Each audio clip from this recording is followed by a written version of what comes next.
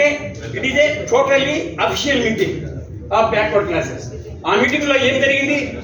ఆ మీటింగ్లో అనేకమైన డెసిషన్స్ తీసుకున్నారు. ఆ డెసిషన్సే కావాలంటే మీరందరూ కూడా నేను కాపీ సప్లై చేస్తా కావాలంటే. ఏమి దగ్గర వాళ్ళు సెన్సస్ కానీ, ఎన్సిపిసి చట్టబద్ధత కానీ, తర్వాత ఇంక్రీజ్ ఇన్ రిజర్వేషన్స్ కానీ ప్రతి ఒక్కటి డెసిషన్ తీసుకున్నారు.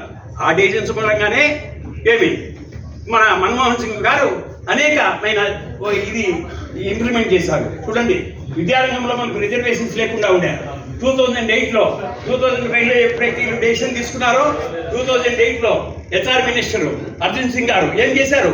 ఇంక్రీజ్ చేశారు రిజర్వేషన్స్. వల్ల అక్కడ రిజర్వేషన్స్ ఇంప్లిమెంట్ లేదు అప్పుడు కేంద్ర ప్రభుత్వ విద్యా సంస్థల్లో. దానివల్ల 27% అక్కడ కూడా ఇచ్చాడు. అంటే ఎవరు ఇచ్చారు? కాంగ్రెస్ గవర్నమెంట్ ఇచ్చింది. ఈ దినం కాంగ్రెస్ గవర్నమెంట్ ఏం చేసింది బీసీలకు అని చెప్తే సిగ్గు లేదు వాళ్ళందరికీ కూడా.